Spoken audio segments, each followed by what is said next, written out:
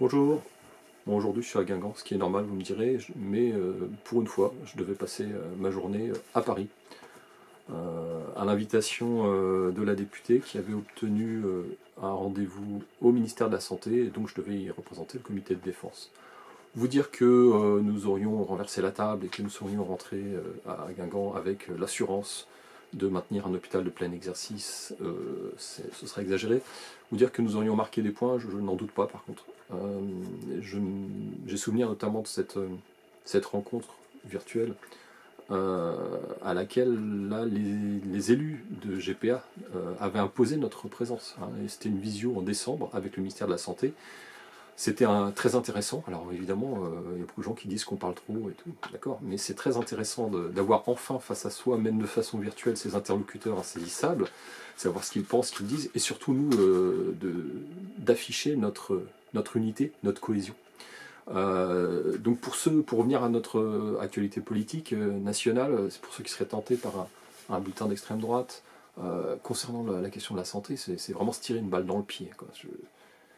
S'il y a un programme de l'extrême droite pour notre système public de santé, c'est la réduction et mise au pas. Donc globalement, ça ne fait pas sens.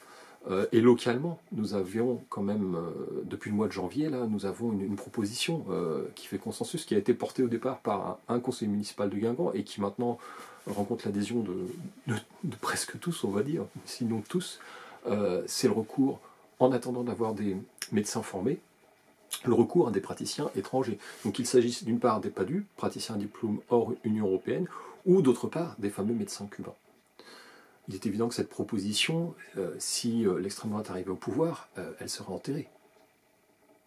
Parce qu'on ne sait pas lesquels ils détestent le plus. Est-ce qu'ils vont détester davantage les PADU qui sont marocains, algériens, tunisiens, etc.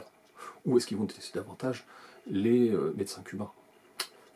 On a une petite idée, si on se reporte aux articles de presse qui sont sortis du côté de la droite extrême il y a quelques temps. En tout cas, pour nous, c'est certainement pas une solution.